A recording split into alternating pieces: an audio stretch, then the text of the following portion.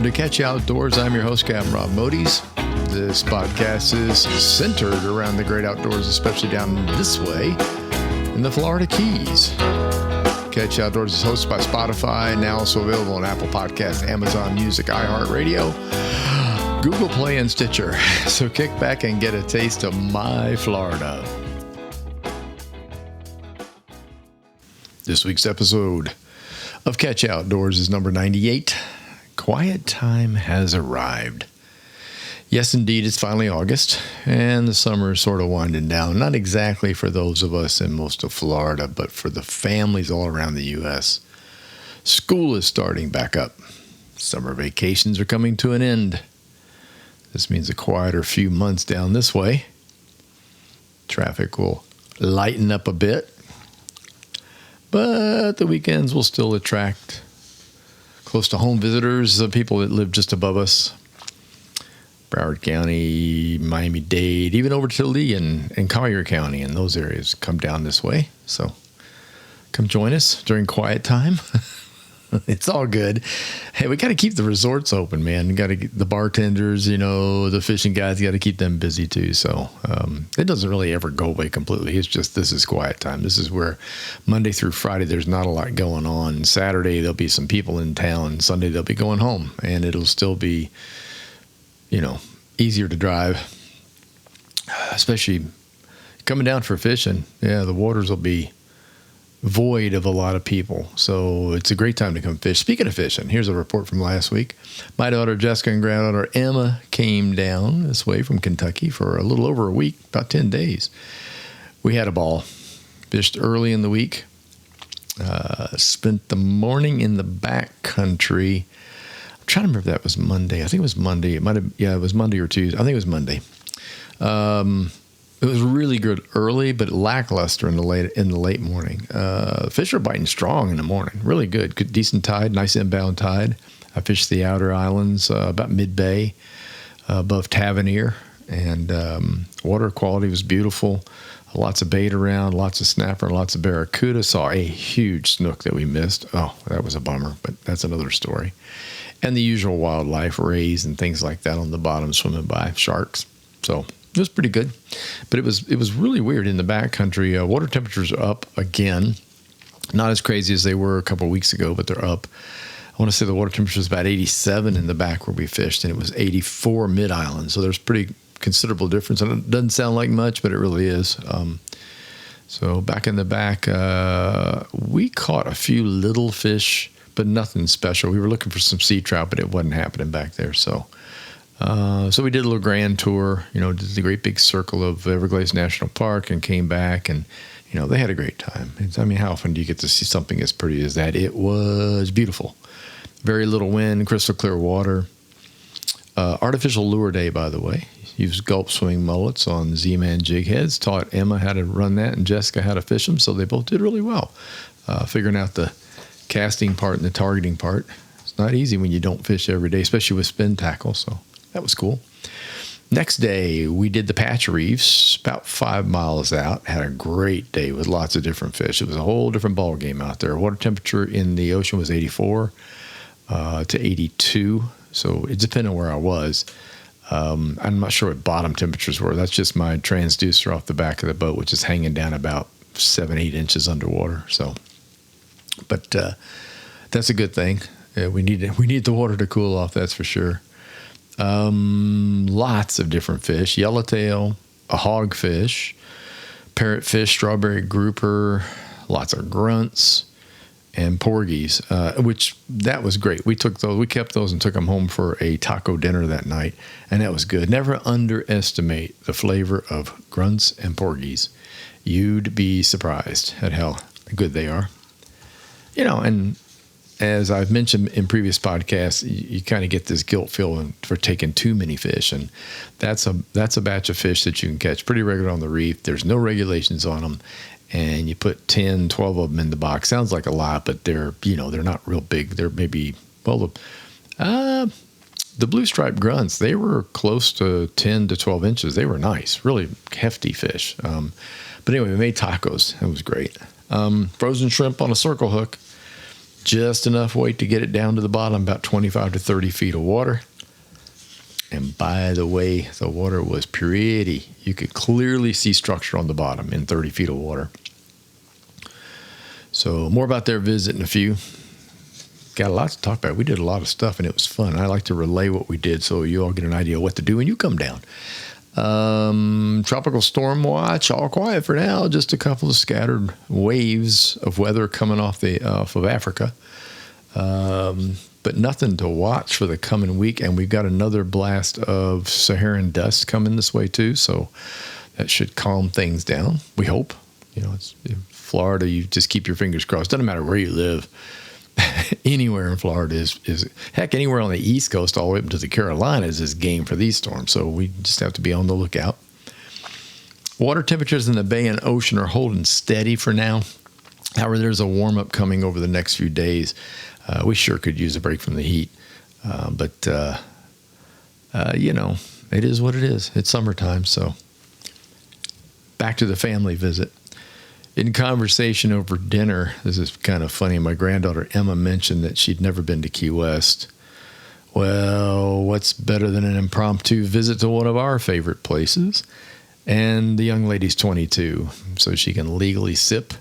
And so we thought, well, this is a good time to introduce her, with adults in hand. Although I don't know if we actually adult or not. I guess we do. But anyway, it was great. So Jessica was all for it. She's been, and she loved it down there. So off we went. And we packed up and headed down on Saturday morning. Made a few stops along the way, which was also fun. It would not be a drive south without looking at key deer on Big Pine, especially if you had people in the car that have never seen them. It was kind of funny because when we saw the first batch of them hiding in the woods on the side of the road, Emma commented she thought they were babies, and no, they're full grown, which is kind of odd the first time you see them. And they posed for photos, and that made Emma extremely happy. So I was glad about that. But I also think she was really blown away by the views as we headed south. For those of you that haven't done it, and I've said it before, driving the Upper Keys to Key West was something everyone should do at least once or more. It's certainly not the fastest way to get there, but it's tough to beat the scenery. You look out the windows. You got the 7 Mile Bridge south of Marathon. You've got all the other little spits of land that the road is built on top of, where you literally have either Florida Bay or the Gulf of Mexico on one side and the Atlantic on the other. And the waters, the wind had calmed, so the waters were absolutely gorgeous. They were that wonderful aquamarine color, green-blue color. And you can see all the flats and the bars. And yeah, it's pretty exciting. And so I know she liked it. She kept mentioning it, so cool. Let's see, we got down to Key West. We found parking. A real trick in Key West. Of course, it helps to know your way around. We got this lot we go to every time, and if you wait around long enough, even if you're there late in the morning or in the early afternoon, if you hang out near the lot, people will start. They kind of leave in waves. Depends on when they got there. We were able to grab a spot. Stop for lunch at the Boathouse Bar and Grill. If you're not familiar with the Boathouse Bar and Grill, it is just to the east of Schooner's Wharf, and it is it used to be Turtle Crawls. So those of you who are familiar with Turtle Crawls, that is now, and has been for a while, the Boathouse Bar and Grill. Great meals, reasonably priced, good view of the water from inside. The inside tables are along the edge, and it's open air. It can be hot in there in the summer. You want to ask for a seat under a fan, unless you're used to it. So I'll just throw that out there. Everything from good burgers all the way to fish sandwiches and stuff like that. Really, really great. It's also got a nice view of the charter boat row with the boats coming in. If you're there at lunchtime like we were, they were coming in, see who's cleaning what and who caught what. And, of course, there's always the tarpons and sharks underneath the cleaning tables for entertainment. And a lot of people like watching that stuff. So let's see, we walked from there to a couple of stops along the way in gift shops. Most of those gift shop stops were for air conditioning. It's very, very hot and down in Key West. Probably, it feels like temperature, 106, 108. It's very humid, obviously. This time of year, it had on the temperature. And eventually Janelle said we have to go do a stop at the Key West first legal rum distillery on Simonton Street. I have never been there. I've seen the ads for it and seen stuff pop up on the web. And, of course, Hemingway's, I know all about that one, but I had not been to this one. And it was fascinating. It was really great. The tour is worth it. If you go, the tour of the distillery is engaging. The guy that did it was funny. He talked all about, the reason for the name, that they were the first legal rum distillery. and they have just an abundance of mixes and flavors that they come up with based on their rum. And I got to tell you, it's delicious. Yes, it's very, very good. Emma's now 22, as I said, and it was time for an education on rum anyway, so she got that. And the good news, she's a very sensible young lady, and we discovered she likes frozen, fruity drinks and doesn't overdo it. She's very good at knowing her limits. I'm very proud of her. Proud of her parents, too, for instilling that in her. Let's see, they've been open 10 years, so they now have 10-year stuff available. This is a real distillery. This is not one of those pretend things where they bottle up somebody else's rum and whatnot. They create everything on site. And the process is fascinating, and the rum is very good. And the flavored rums are delicious, the mixes that they do. They also do a lot of stuff in like wine barrels, bourbon barrels, things like that to age it and to give it color. But I'm surprised. I got a very nice bottle of 10-year, and I can't wait. Haven't cracked it yet. I will, though. So that was a lot of fun. Then we made our way over to Duval and did a walk south. Eventually arrived at Margaritaville, of course. Made sure to introduce my daughters to Jimmy Buffett years ago and the island music as well. And they, in turn, have taught my grandchildren well, I'm happy to say. So Emma was happy to be there. Had a nice frozen drink. I don't remember what she got. She was trying to order something. Each place we stopped, she was being very persistent about frozen and very persistent about picking just the right thing, So I don't remember what it was, but it put a smile on her face. We had a nice round of frozen drinks all around and got a nice talk with Mike, the manager, who remembered us from recommending. It's kind of funny. We were there, I don't remember when this was, 6, 7, 8 months ago. Most places do not serve Sky vodka, SKYY, Sky vodka, but it's delicious and it's not terribly expensive, and it's like, I don't remember if I know it's at least 5 times distilled, maybe 6. And it's a nice sip vodka. You can mix it, of course, but it's very good in martinis, and nobody has it. And we mentioned it to him. Well, lo and behold, he was listening to what Janelle was saying, the praises over Sky, and by golly, it's in their vodka sign. So we were talking to Mike about that, and he remembered us. He's like, "Oh yeah, you're the Sky people." So yeah. Of course, we went to the gift shop right next door, which has got T-shirts and all the fun things associated with Jimmy Buffett and Margaritaville. And of course, I had to get another T-shirt. Just what I need is another T-shirt. Time to head back to the Jeep and the hotel room. Had the rest up for dinner. The girls enjoyed the pool, and I took a nap. I'm old. Here's a money-saving tip for you. If you're freaked out about the overnight prices in Key West, and I don't know too many people that aren't, especially in Old Town at the resorts or the B&Bs, it's cheaper to stay in the hotels and motels on the east end of the island near the airport. Now, I'm not saying that you shouldn't stay at the resorts because they're great, beautiful. Most of them have their own beaches, man-made beaches. They've got walkouts over the water on docks. They're close to Mallory Square for sunsets. Most of them are located where you can see a sunset. You have to remember, if you're on the east end, you're not going to see much of a sunset for any of the hotels. You pretty much have to be over on the west end or on the resort side, Old Town, as they call it. There are many, many beautiful ones to pick from over that way, as well as some really nice bed and breakfasts just off of Duval. You go over to Simonton Street, you got some great places to stay. So I'm not saying that you don't want to do that. If you can afford to do it, great. If it doesn't bother you, do it. But if you're trying to pinch a penny and maybe you're coming down with the kids and it's a little steep, you can always stay over on the east side, which you have a selection of like Holiday Inn, Ramada, Marriott, all the traditional hotels are over there. They're nice, laid out hotels, usually with a big swimming pool. We're not talking about the little motel. They're pretty nice. Actually, they're really nice. So that's just advice from me. Help save you a little money. Now, remember, the word cheaper is relevant when I say that, because the prices are still kind of high in the hotels as well on the East End, but nowhere near what they are on the other end of the island. And all of Florida, you're going to find all of the Keys, I should say, all the Keys prices are up as far as hotel motels are concerned. So don't be too surprised. This is the off season now, so you can get a room for a whole lot less than you're going to pay for it in January, February. That's for sure. But I just want to make it clear that the word less expensive is a little different down this way.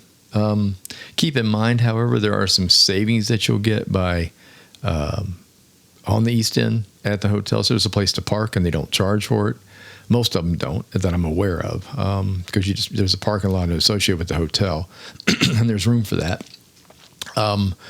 Also, let's see what else I was going to say. They serve full breakfast. So almost all of them have a breakfast, and that's going to save you a chunk of change down in the Keys or down in Key West. Add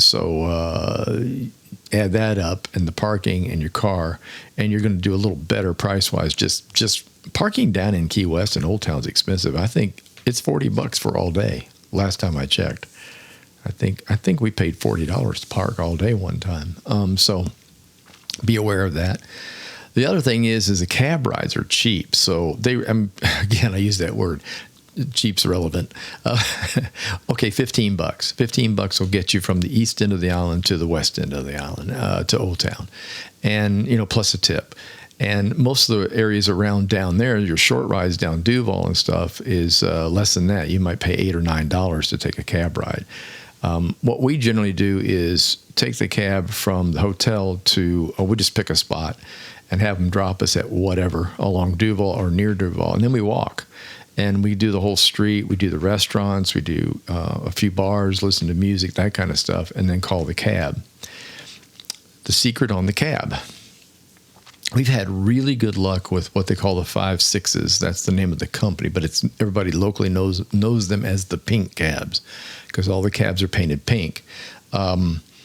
I had one person say he didn't have very good luck with that for one ride. And I'm like, well, what we do is we call and get a driver. And if you like the driver, be sure to tip them well and then get their phone number, their cell phone number, instead of the cabbie number that you call directly.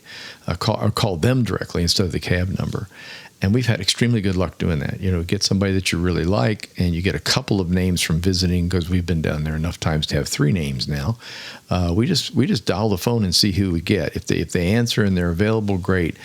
Cabbies are down there are generally broken up into 2 or 3 segments, but the one we use the most is the one that's they run from about 6 p.m. till 2 in the morning, that kind of thing. So you get your nightlife and your bar hopping and all that stuff in, but you always get the same cab ride. And the other good news is there's somebody to drive you home. If you're going to drink in the Keys, it's like drinking anywhere else. You should not drive. And as a matter of fact, you can get a ticket for riding a bicycle or a moped while you're loaded. Don't do that. It's a moving violation in Key West, so do not do that. So anyway, we made dinner plans at Mango's on Duval. This is after my nap. Good meal. The service is a little slow, I will say that. I'm not sure why. We've often had really great times in there, but for some reason the service was off that night. And I will tell you this. In all of the Keys, service is a problem right now. Not so much that I've noticed about motels, or that I've heard, or the resorts, but when it comes to restaurants, they're having trouble finding people. That's all there is to it. The cost of living in the Keys is very high. Most of our help comes from up north, comes from Homestead, Florida City, and Miami-Dade County. They even have special buses that bring people down to work. So it's kind of a chore for people to work here that have medium incomes because you can't live here. And that's they're trying to fix that, but I don't know if they ever will, to be honest with you. Optimism, yes, but I just don't know. So anyway, that's part of the deal. So I attribute that to that. It seemed to me there weren't quite enough people for the amount of people that were eating that night, but the food is good at Mango's. So if you're going to be down there, give it a try. That's located on Duval, a little bit more midway down toward the south. And after dinner, we walked over to the Green Parrot. Much too busy to get a seat or to even get a drink. It was packed packed, and the band was excellent. And that's what happens at the Green Parrot when there's a really good band on Saturday night. So get there early if it's an act you want to see or listen to. So we moved on to the Bull, which is on Duval. It's right up the road, not too far up the road. Drinks were delicious there, but the band was truly awful. Can't say it any other way. And that so rarely happens in Key West. I've told you before on the podcast, I love music and I love going to Key West for the music because there'll be somebody different at every single establishment, whether it's a restaurant, bar, whatever. On the street, you'll hear some absolutely amazing stuff right out on the street. But this was not good. And I will not mention names because I'm not that kind of person. But I don't know. It was just strange to see a bad act in Key West. So we ventured on down the road. No, it's actually up the road in this case. You're going north when you go up Duval. So we ventured up Duval to Sloppy Joe's, and that was a great decision.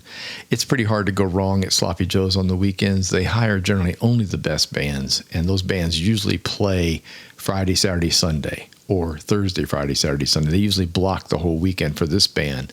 And the band will be the 10 o'clock so that you know this is not like 6 in the evening or 8 in the evening. The bands start at 10 and play till 2. And if you want to see the best, stay up late. We got really lucky. This band that was on, had the place hopping when we got there because it was after 10, about 10:30 or so when we got there. Dancing, jumping around, loved it. I just loved it. It had to be one of the best and the oldest. I had to be the oldest in attendance, no doubt about it. But it was definitely one of the best bands I've listened to in a long time.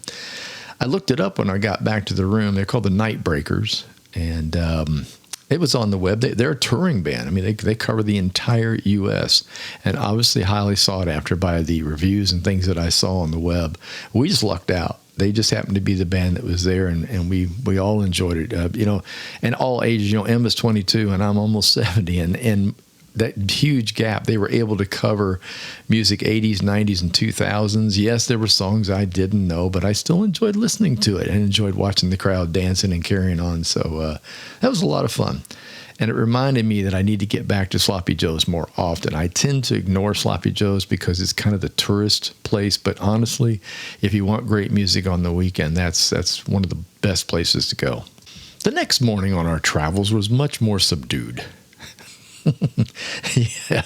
Well, we got up and we headed for the Hemingway house because I think Jess had been there before, but Emma had never been to that either. So we went to the Hemingway house. That's a must stop for Janelle and I. Typically, we go every time we go to Key West, something we don't miss. I love the house. I love the writing room for inspiration. And, of course, the six-toed cats, which I found out there were 54 on the property. I asked, and they're all hiding. They're under trees and in bushes, and the property's pretty large. So you might see 12, 15 cats. But I said, how many are? The guy says 54. I'm like, oh, my Lord. They're well taken care of, let me tell you. So we did that. That was a lot of fun. And then we went on down to the Key West Butterfly and Nature Conservancy. That's another one of our stops. And Jess and Emma had not been there, so that we had to put that one on the list. The crazy flamingos, pink flamingos that are there, and, of course, butterflies and birds. That's a beautiful place. Highly recommended. On the way there, I was going down Duval, and the butterfly place, as I like to call it, is all the way down at the south end of Duval. It's almost to the buoy, to the Key West 90-mile buoy to Cuba, and I'm walking along. We're headed south, and on the right-hand side, this photograph, this oversized, large photograph in a window caught my eye, and I said, man, that is beautiful. And I looked up at the sign, and I was stunned to see that it was a shop of a guy who's a friend of ours, Alan Maltz. And, we've got other art by him. We've got books by him. And Alan is pretty famous for his art in locations all around Florida, especially big venues. As a matter of fact, those of you in Fort Myers, if you go to the International Airport, Lee County Airport, the big airport, and you see those beautiful photos on the walls of Florida, of birds, sunsets, sunrises, that's Alan Maltz.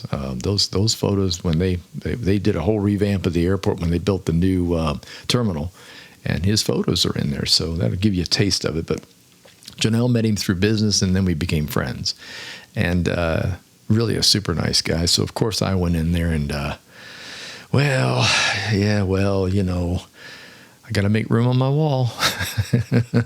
I'm a danger in those places. I really am. I love really good artwork and photographs. And there's certain ones that just catch my eye that I cannot turn away from. And I told Alan, I said, man, you put the right one in the front window, didn't you? So I'm really happy about that. Let's see, what did we do then? Okay. So that was the end of that. We had to drive home Sunday. Got to get back and beat the crowd out of the Keys, which we didn't quite make it. We left late enough that when we got the rules of the road down here at US 1 is if you're coming down on a Friday, you're in trouble if it's in the afternoon because people leaving work come in on Friday evening. If you leave on Sunday after checkout time, which is around 11 to 12 o'clock for most resorts and hotels up and down the Keys, you're going to be in traffic all the way up the Keys. And of course, we live all the way up the Keys. We're in Key Largo. So the ride up was okay. It wasn't that bad. Again, the view is beautiful. So you basically just chill, you sit back, or as I like to say, just ease on back and look out the windows. Last 2 days of the girls here were fun. We did all this, let's see, what is today? Today's Monday. We did Saturday, Saturday evening, we took a cruising tiki sunset trip out of Snooks over here in Key Largo. I've mentioned these before, and I'll mention it again. They're a blast. These are the tiki huts that you see floating with a motor on the back. They seat 6 people on bar stools around the bar. There's a captain, and then you go cruising. You BYOB, you bring your snacks, and you go out for a sunset. And it's really, really fun. And my hat's off to Rachel. That was our second trip with Captain Rachel out of Snooks, and we had a blast as usual. Dolphins, yeah, they swim right under you. Can't miss it, which is exciting. There's a story to tell. We were doing a little group shot and taking photos, the mini family stuff, myself, Janelle, Jess, and Emma. And Jessica leaned back on her glasses, were on top of her head, and they fell off into the water. We were sitting still. We weren't anchored. Enough light to see the bottom. We moseyed around. I think, I'm trying to remember, Rachel backed it up gently and then let the wind push us forward again. It was hardly any wind, barely a breeze pushed us forward with the current again. And lo and behold, there were the glasses lying on the bottom. That's one of the advantages of the Florida Keys is you can actually see stuff like that. Well, Emma, bless her heart, she became a Coast Guard rescue diver. She jumped in and got the suckers. I could not believe it. So she returned to the boat victorious, high fives all the way around. And of course, later on, she had to go to dinner somewhat wet, but whatever. That's another key story we get to put away as a family now and tell it over and over again whenever we get together. I have to mention dinner at Snooks after the cruise, besides the fact that Emma was wet. She's long awaited for the tacky coconut drink, and she told us that when she first got down here, and we really didn't have a shot at them anywhere we went until we got, oddly enough, at Snooks. Snooks has it on the menu. You can get a tacky cocktail in an honest-to-God coconut, and they brought it to her, and you've never seen such a smile. Coconut with the umbrella on the top, the whole classic thing with a rum drink in it. So there you go. And her payment for her glasses recovery moment, I have to say. Next morning, up bright and early. This is fun to recount this. I hope you all are enjoying this. We went over to Pennicamp and took a snorkel tour out to the reefs. And we've all done this before. This is something that Emma liked to do, and myself, and I love going over there. Even when we don't have guests, Janelle and I will occasionally go over and book a Pennicamp snorkel trip because you don't have to do anything. I have a boat. I don't have a ladder to get back in yet, working on that, but it's much easier to take one of these cruises out there and reasonably priced, probably cheaper than what fuel costs for me, and go out there and dive and let them be responsible for getting you in the right place and then taking you home. So anyway, we got a nice surprise on this one. This would be our 4th trip for Janelle and I, and each and every time it's been beautiful. But this time we arrived at our site, and the guy announces we are over the Christ of the Abyss statue. And I'm like, yeah? because we've been waiting like a year for this. I remember seeing it ages ago, and I told Janelle I can't remember when it was or what I was doing. I know it was probably 80s. So that's my only time I'd seen it. She'd never been to it. So it was, it's high on the bucket list for getting out there. And lo and behold, there we were. And it was great. Put everybody in the water. Current was up a little bit of a chop. Visibility was good, but it wasn't great. Let's put it that way. It was good enough. Let's face it, you could still see bottom in 25 feet of water. And we snorkeled up to it, and lo and behold, there it was. There's Christ of the Abyss staring up at you. If you don't know what I'm talking about, go to Key Largo diving. And it'll be one of the first things that pops up on every single Key Largo dive site. That's a huge tourist attraction, dive attraction, snorkel attraction. People love to go out and do that thing. It's quite a sight to see. So I was really, really happy that we were able to get out there. Not only were we surprised, but it was fun to watch all the tourists on the boat. We were sitting right next to a family of 4 from England, and obviously that was a big deal to them, and you can't ask for it. Penny Camp does not make specific runs to the Christ of the Abyss. They do all the beautiful patch reefs, and we've been on quite a few of nice ones. But that particular one's a special trip because it has high current, high wind probability, things like that. So it has to be just right for them to want to go to it, to take you to it. And things just worked out. So be aware that just because you book Penny Camp for a snorkel trip, it doesn't necessarily mean that that's where you're going to go. And there are private trips that will take you to Christ of the Abyss. So you can get out there if you absolutely have to do it, come hell or high water. Whatever. But I must say it was an inspiring. The reef that surrounds it is really something to see. Lots and lots of fan corals and other corals and things like that. It's very diverse, much, much different than the other reefs, patch type reefs or shallow water reefs that I've been on in the Keys. So I can scratch that one off the bucket list. Yay. So can Janelle. I started this podcast noting that summer's winding down. And it certainly was for my daughter, Jessica. She's a school teacher. So they left on Sunday, which was yesterday, and she started teaching today. Talk about working your vacation to the last minute. She's up in Kentucky.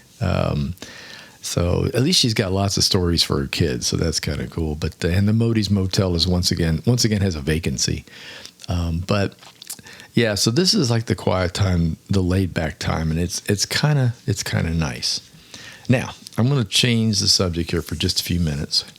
I'm not going to rant too much because I don't like ranting. I don't like ranting by other people. I don't want to do it either. But things I see and hear sometimes, and especially a few days ago, I couldn't believe my eyes. I'll be as gentle as I can about what I saw, and it's a good thing I've had a few days to calm down and think about it before I said anything. This is like the old rule when you fire off the email and you hit enter and you shouldn't have. Yeah, it's best to read the email, put it away, get up the next morning, pull the email up and read it again and go, yeah, I should send it, or man, I'm glad I didn't. So that's how I do. That's what I do with a lot of stuff. Just you got to cool down. So I'm going to get right into this. I really do not like jet skis all that much. Personal watercraft, as they're referred to by Fish and Wildlife. No, not too many anglers really do, for that matter. We as a group view them as a menace. We do. I'm not going to kid you. If you fish or you know anything about it, you know that most people that are doing backwater fishing, flats fishing, things where it's quiet, do not like jet skis. They're just an affront to us. When I was a fishing guide in Fort Myers, there were several jet ski tours out of Fort Myers Beach to see the nature and et cetera, like the birds and things like that in Estero Bay. And it always seemed an oxymoron to me that a jet ski, in my opinion, is not something you're going to enjoy the quiet waters of the backcountry on.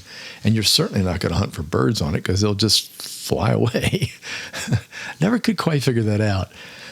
They also were making a mess of the shallows in the back areas of that bay. You see, jet skis push water through them like a jet aircraft does on engines. Basically, it takes in water and spits water out the back. There is no prop, but there's still a wash, like a prop wash, if you will. And that pushes shallow water sediment up onto coral, grasses, things like that, soft bottom, soft sponges, and it'll suffocate them. And I've just always had a problem with that. Why in the world would you run that in shallow water? Down here, jet skis, in the Keys, jet skis, I should say, or personal watercraft, are not allowed in the national parks and the wildlife refuges. They're also not allowed to run at speed along the waterways that are next to US 1 on either the Atlantic, Bay, or Gulf sides. They're also protected. That areas are protected 1 mile out. So in other words, there's a 1 mile slow zone on the Atlantic side. You have to go slow in the jet ski almost 1 mile out before you're allowed to pick up speed. Again, that's to protect the shallow waters that are close to the road. I don't know. They won't sell personal watercraft operators fuel on the water. Marinas won't. There's a reason for that, of course. There'd been spills. People overfill their gas tank. Gas goes in the water. Very bad. Whereas boats have like a retaining. It's hard to explain, but there's a retainer around the filler. Not to mention, you just don't fill the boat up. You hear it coming up the pipe, you stop. You don't just keep going with it. And I guess it was hard to teach folks how to do that. So on that note, what I couldn't believe I was seeing was a huge line of towed personal watercraft waiting to enter Pennycamp State Park to launch at the boat ramp. Pennycamp has extremely strict rules in place to protect the wildlife, water, reefs, everything in the park. What on earth were they thinking when they allowed this? I understand that this was a jet ski group that was meeting up, having what they call meetups. And I don't have a problem with that. I really don't. But allowing launches into a largely protected area makes no sense to me. It's bad enough with the boats, and they control the boats big time. They do not sell fuel, by the way, to boats at Pennycamp. They use fuel in there only for their own uses on their own tour boats. Again, spillage is a huge problem. So they're telling you right away, we're trying to protect this waterway, and then they have this huge jet ski group come in. Now, I don't know who or why. I don't. After the place was full, the parking lot was full with the jet ski trailers, they were forcing them to go down the road to the Caribbean Club, which also has a ramp, and that launches into the Bayside right up against Everglades National Park. I'm not saying that you shouldn't jet ski. I'm saying that you shouldn't jet ski here around protected corals, protected waterway. That just absolutely blew me away, and I had no idea that was going on. So, boaters down here, to boat in these areas, you got to take a test, and you have to carry that test with you with your paperwork. So if you get stopped, you can prove that you know what you're doing when you get into the national parks and into the restricted waterways and areas that are all around us.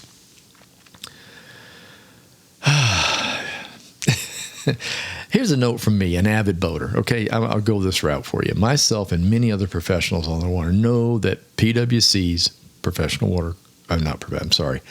watercraft are fun to drive. But most of that fun is derived from running them at nearly full speed, which now can approach 70 miles an hour. That's not safe in a highly traveled area, especially on holiday weekends around the resorts. And you will see it every time you go out there. You'll see one or two go ripping by at full speed, and it just kind of blows you away. We've seen that at sunsets. Let's get to the statistics here. The accident deaths from PWC crashes far exceed those on boats, and there are many more boats on the water than personal watercraft. Here's some numbers. 16% of registered vessels in Florida are personal watercraft, yet they account for 26% of all reported boating accidents. Rented PWCs have a much higher rate, 56%. I'm surprised we even rent people personal watercraft. I really am. I'm not sure how they handle insurance, but boy, I bet it's high. Over half of the accidents that occur with jet skis are hitting another vessel. The leading counties for PWC accidents in order for last year, I looked all this up, were Miami-Dade, Monroe, and Pinellas. Miami-Dade, of course, right by us. Monroe is us, and Pinellas is the Tampa Bay area. It must be noted that almost all of the Monroe County accidents involve Miami-registered personal watercraft. Go figure. We kind of knew that because we see what gets towed down here. People down here look at jet skis like, no. So most of them get brought in, and that's very, very normal. I will say this: about 15 years ago, the insurance companies, this is kind of funny, they realized that the personal watercraft accidents were slowly raising the cost of insurance for all vessel operators. So they eventually put jet skis in their own category for insurance purposes, which lowered the price of vessel insurance for everybody else. That's the bright side. I don't hate PFWC. I do not hate personal watercrafts. Don't get me wrong. I just wish that more time was spent with serious training for operators. I also wish the age limit was higher than 14 years old to drive one. That's insane. We don't let kids drive cars until they turn 16 in this state, and they're surrounded by metal, and a car has brakes. Imagine that. And the visibility is better in a car. Jet skis are tricky, man. Your butt's right on the water when you're racing around on one. Spray's coming up, you're bouncing up and down. Your visibility gets kind of weird, and you're moving faster than you think you are, and then you don't have any brakes, which is why we have collisions. So I do wish they'd raise the age to at least 16, and possibly 18 would be an even better idea. So be careful out there. Be aware of your surroundings while boating. Keep a constant lookout. This is to all you boaters that are out there, you sailors, people like that are on conventional boats. Watch what you're doing. When I come back into our area on the bay side, there are 2 resorts there. Both of them have jet ski rentals located at that location. The jet skis are ripping up and down the beach when I come in. My head is on a swivel, and I advise you to do so, because avoiding them is pretty much going to be your job. It appears it's not theirs. So the doldrums of summer are here, the quiet time. So take it easy. There's no need to go fast to your destination here in the Keys. We pride ourselves in going slow. That's what island living is all about. Leaving the craziness behind and chillaxing. Thank you for letting me have my mini rant. It's been good talking to you. I'll talk to you again next week. Thanks so much for listening. If you enjoyed my podcast, please tell a friend, leave a review, and don't forget to subscribe to the channel. The Facebook page is Catchy Outdoors. The website is catchyoutdoors.com, where you can find all the previous podcasts and a schedule of what's coming up. Until next time, get outdoors and enjoy.